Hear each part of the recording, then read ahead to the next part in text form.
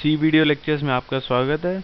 दोस्तों, इस लेक्चर में हम वेरिएबल्स, डेटा टाइप्स और ऑपरेटर्स पढ़ेंगे, लेकिन उससे पहले मैं आपको सजेस्ट करूंगा कि आप इस यूट्यूब वीडियो के बॉटम राइट कॉर्नर पे फुल स्क्रीन बटन पे क्लिक करें ताकि आप इस वीडियो का बेटर व्यू पा सकें। तो वेरिएबल्स पे आते हैं हम। What are variables? वेरिएबल्स हमारा कोई भी वैल्यू स्टोर करने के काम आता है। वो वैल्यू कोई भी हो सकती है, जैसे कि कोई नंबर या कोई डेसिमल नंबर से 0.2, 0.4 या कोई character like A B C D, कोई भी वैल्यू स्टोर करने के काम आती है। और हम एक वेरिएबल को वेरिएबल नेम से रिप्रेजेंट करते हैं, और वेरिएबल नेम सिर्फ लेटर्स और डिजिट्स और अंडरस्कोर की हेल्प से ही बना सकते हैं। लेकिन जो पहला कैरेक्टर होता है वेरिएबल नेम का, वो एक लेटर ही होना चाहिए, डिजिट या अंडरस्कोर नहीं होना चाहिए। फॉर एग्जाम्पल ABC1, क्या ये एक वैलिड वेरिएबल नेम है? इसका आंसर है यस, क्योंकि ये एक लेटर्स और डिजिट की हेल्प से बना है, और जो पहला कैरेक्टर है वो एक लेटर है, डिजिट नहीं है। सिमिलरली 1ABC, क्या ये एक वैलिड वेरिएबल नेम है? आंसर है नो, क्योंकि ये इसका जो पहला कैरेक्टर है वो एक डिजिट है, लेटर नहीं है। अगर हम A1BC लिखेंगे तो ये वैलिड वेरिएबल नेम है, क्योंकि इसका जो पहला कैरेक्टर है वो एक लेटर है, डिजिट नहीं है। तो दोस्तों, मैं उम्मीद करता हूँ आपको वेरिएबल्स की नेमिंग कन्वेंशन समझ आ गई होगी। अब हम डेटा टाइप्स पढ़ेंगे सी लैंग्वेज में। 4 टाइप के डेटा टाइप्स होते हैं सी लैंग्वेज में: कैरेक्टर, इंटीजर, फ्लोट, डबल। जैसा कि मैंने आपको पहले ही बताया कि वेरिएबल कोई भी वैल्यू स्टोर कर सकता है, तो हमें कैसे पता चलेगा कि वो कौन सी वैल्यू स्टोर कर रहा है? ये हमारा डेटा टाइप बताएगा। तो डेटा टाइप वेरिएबल का नेचर बताता है कि वो कौन सी वैल्यू स्टोर कर रहा है। कैरेक्टर कोई भी कैरेक्टर स्टोर करने के काम आता है, जैसे ABCD। इसको हम सी लैंग्वेज में CHAR से रिप्रेजेंट करते हैं, और उसके बाद कोई भी वेरिएबल नेम दे सकते हैं, से A। तो कैरेक्टर A, इसमें हमारा A जो है वो एक कैरेक्टर वेरिएबल है, और A के अंदर हम सिर्फ कैरेक्टर वैल्यू ही स्टोर कर सकते हैं। सिमिलरली इंटीजर को हम INT से रिप्रेजेंट करते हैं, और ये कोई भी इंटीजर वैल्यू स्टोर कर सकता है, जैसे 0, 1, 2, 3, 4, या नेगेटिव में भी -1, -2, -3, -4। और ये डेसिमल वैल्यू स्टोर नहीं कर सकता, क्योंकि हमें पता है इंटीजर्स कंप्लीट नंबर स्टोर करते हैं। तो कोई भी वेरिएबल नेम हम इसके आगे दे सकते हैं। सपोज मैं B दे रहा हूँ, तो B एक इंटीजर वेरिएबल है। फ्लोट को हम फ्लोट से रिप्रेजेंट करते हैं। फ्लोट और इंटीजर में बस यही डिफरेंस है कि हम फ्लोट की हेल्प से डेसिमल वैल्यू स्टोर कर सकते हैं, जो कि हम इंटीजर्स में स्टोर नहीं कर सकते थे। तो इसका भी कोई वेरिएबल दे दिया, फ्लोट C। डबल और फ्लोट में कोई डिफरेंस नहीं है, बस रेंज का डिफरेंस है। फ्लोट 10⁻⁻34 के अराउंड टू 10⁻+34 के अराउंड वैल्यू स्टोर कर सकता है, पर डबल की रेंज बहुत ज़्यादा होती है, 10⁻⁻250 के अराउंड, 10⁻+250 के अराउंड। तो इसको भी हम डबल से रिप्रेजेंट करते हैं सी लैंग्वेज में। और कोई भी वेरिएबल नेम दे दीजिए इसके आगे, D।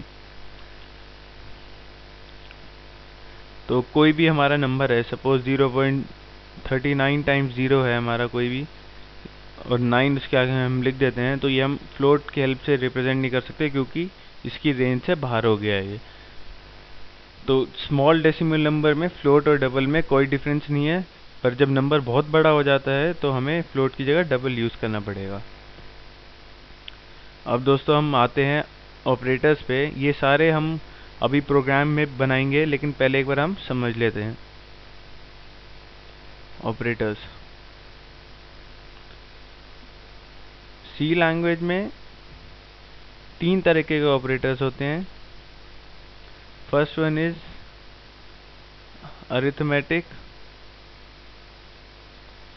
Second is logical, third is increment, decrement. Arithmetic operators 5 type के होते हैं: प्लस, माइनस, मल्टीप्लिकेशन, डिवीजन और मॉड्यूलस ऑपरेटर, जिसको हम परसेंटेज साइन से रिप्रेजेंट करते हैं। इन चारों का तो ऑपरेशन हमें पता ही है, प्लस एडिशन के काम आता है, एटसेट्रा एटसेट्रा। लेकिन जो ये हमारा मॉड्यूलस ऑपरेटर है, ये एक नया ऑपरेटर है। मॉड्यूलस ऑपरेटर हमें रिमाइंडर बताता है। फॉर एग्जांपल अगर हम 5 को 2 से डिवाइड करें तो हमें पता है रिमाइंडर 1 होगा। तो अगर हम लिखें 5 मॉड्यूलस 2 तो इसका आंसर 1 होगा, क्योंकि रिमाइंडर 1 है। लॉजिकल ऑपरेटर्स 6 टाइप के होते हैं, वो कंपेयर करने के काम आते हैं। For example greater than, equal to, less than equal to, जिसको हम डबल इक्वल टू से रिप्रेजेंट करते हैं, 2 बार इक्वल टू के साइन से। और लास्ट होता है नॉट इक्वल टू, जिसको हम एक्सक्लेमेटरी साइन और इक्वल टू से रिप्रेजेंट करते हैं। और लास्ट ऑपरेटर होता है इंक्रीमेंट और डिक्रीमेंट। इंक्रीमेंट को हम डबल प्लस साइन से रिप्रेजेंट करते हैं, डिक्रीमेंट को डबल नेगेटिव साइन से रिप्रेजेंट करते हैं। और जो प्लस साइन होता है, जो इंक्रीमेंट ऑपरेटर होता है, वो हमारी कोई भी वैल्यू है उसमें 1 ऐड कर देता है, और डिक्रीमेंट ऑपरेटर कोई भी वैल्यू है उसमें 1 सब्ट्रैक्ट कर देता है। तो हम इन सभी ऑपरेटर्स के एग्जांपल अभी डेवलपर C++ में बनाते हैं। सबसे पहले इंक्लूड कर देता हूँ हेडर फाइल्स। इस प्रोग्राम में मैं अरिथमेटिक ऑपरेटर्स का यूज़ बताऊंगा, और प्लस से मैं स्टार्ट करूंगा और सारे ऑपरेटर्स उसके बाद बनाऊंगा। Include stdio.h, include conio.h, main function. कोई भी मैं इंटीजर वेरिएबल बना लेता हूँ, 3 इंटीजर वेरिएबल बनाऊंगा मैं। 2 के अंदर वैल्यू स्टोर करूंगा और तीसरे में ऑपरेशन स्टोर करूंगा। तो हम 3 इंटीजर वेरिएबल बनाने के लिए ये सिंटैक्स लिख सकते हैं, इंट a, इंट b, कोई भी नाम दे सकते हैं हम वेरिएबल को। मैं abc दे रहा हूँ, इंट c। तो दोस्तों आप देख सकते हैं हमने 3 इंटीजर वेरिएबल बना लिए हैं। लेकिन अगर आप चाहते हो कि आपको 3 बार इंटीजर इंट नहीं टाइप करना है, तो आप इसका एक स्मॉल सिंटैक्स भी होता है जो हम सी लैंग्वेज में यूज़ कर सकते हैं। वो होता है इंट a, b, c, फिर सेमीकोलन। इस तरीके से हम कितने भी इंटीजर वेरिएबल बना सकते हैं, कॉमा डाल के, और एंड में सेमीकोलन डालना पड़ेगा। तो a के अंदर मैं लिख देता हूँ 10, b के अंदर मैं लिख देता हूँ 5, और c के अंदर मैं लिख देता हूँ a प्लस b। तो c के अंदर क्या हो जाएगा, a यानी कि 10 प्लस b यानी कि 5, यानी कि c is equal to 10 plus 5 15।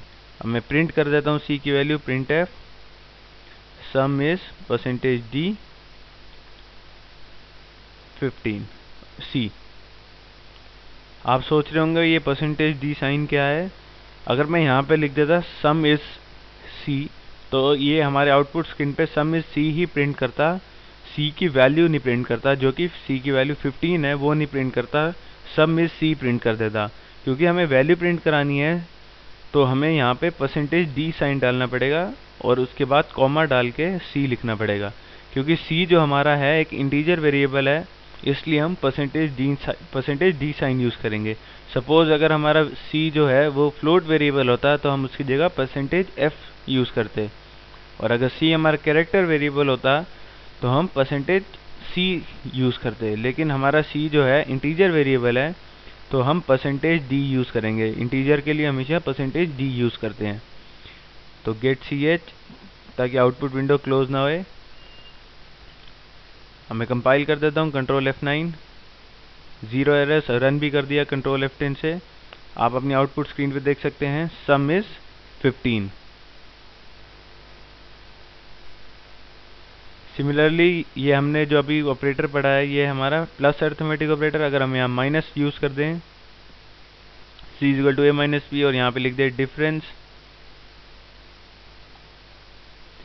तो हमें पता है a माइनस बी कितना होएगा, 10 माइनस 5 5, तो डिफरेंस इज 5 प्रिंट करेगा। तो कंपाइल कर देता हूँ मैं प्रोग्राम कंट्रोल F9 से, 0 एरर। सब रन कर देता हूँ कंट्रोल F10 से। आप अपनी आउटपुट स्क्रीन पे देख सकते हैं डिफरेंस इज 5। और अगर मैं यहाँ मल्टीप्लिकेशन साइन यूज़ कर दूँ और यहाँ नीचे लिख देता हूँ प्रोडक्ट, तो 10 इंटू 5 50 प्रिंट होना चाहिए। तो कंपाइल करता हूँ, रन कर देता हूँ, प्रोडक्ट इज 50। अगर मैं यहाँ डिवीजन साइन यूज़ कर देता हूँ और यहाँ पे लिख देता हूँ कोशेंट, हमें पता है 10/5 कोशेंट क्या होगा, 2 होगा तो 2 प्रिंट होगा। कंट्रोल F9 से कंपाइल, अब रन कर देता हूँ। आप देख सकते हैं आउटपुट स्क्रीन पे क्वोशिएंट इज 2। अब मैं लास्ट अरिथमेटिक ऑपरेटर पे आता हूँ, मॉड्यूलस। हमें पता है 10/5 करेंगे, 10 डिवाइड बाय 5 करेंगे तो रिमाइंडर 0 होगा। तो हमारा जो a मॉड्यूलस b यानी कि 10 मॉड्यूलस 5 है वो रिमाइंडर 0 पुट करेगा, मतलब हमारा जो आंसर होगा वो 0 प्रिंट होगा। रिमाइंडर इज 0 प्रिंट होना चाहिए। तो पहले कंपाइल कर दूं, अब रन कर देता हूँ। आउटपुट स्क्रीन पे देख सकते हैं रिमाइंडर इज 0। दोस्तों हमने सारे टाइप के अरिथमेटिक ऑपरेटर्स पढ़ लिए हैं।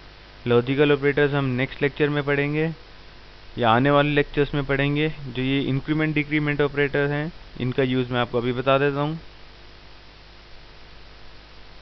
ये हेडर फाइल और मेन फंक्शन हमें हर प्रोग्राम में लिखना होता है, इसलिए मैंने इसको इरेज नहीं किया। अब मैं कोई भी इंटीजर वेरिएबल ले लेता हूँ, int a equal to 5, a के अंदर मैं 5 डाल देता हूँ, a++ कर देता हूँ और प्रिंट एफ कर देता हूँ वैल्यू ऑफ a %d की हेल्प से।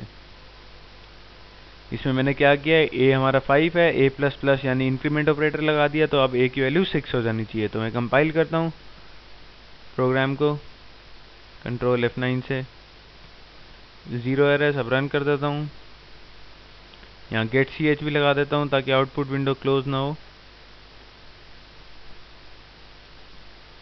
अब कंट्रोल F9 से कंपाइल, अब रन कर देता हूँ कंट्रोल F10। अपनी आउटपुट स्क्रीन पे आप देख सकते हैं 6 प्रिंट हो रहा है। अगर मैं डिक्रीमेंट ऑपरेटर लगाता a तो इससे हमारी वैल्यू 1 से लेस हो जाती, तो 5 - 1 4 प्रिंट होता। तो मैं कंपाइल कर देता हूँ प्रोग्राम एक बार दोबारा, रन कर देता हूँ। आप अपनी आउटपुट स्क्रीन पे देख सकते हैं 4। तो दोस्तों मैं उम्मीद करता हूँ आपको इंक्रीमेंट डिक्रीमेंट ऑपरेटर्स भी समझ आ गए होंगे। आज के लिए बस इतना ही।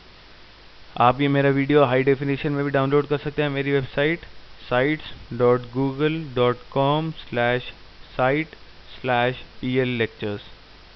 मैं रिपीट कर देता हूँ, sites.google.com/site/pllectures। तो दोस्तों आज के लिए इतना ही। नेक्स्ट लेक्चर में भी हम काफ़ी फीचर्स पढ़ेंगे सी लैंग्वेज के। So till next lecture, it's good bye, take care.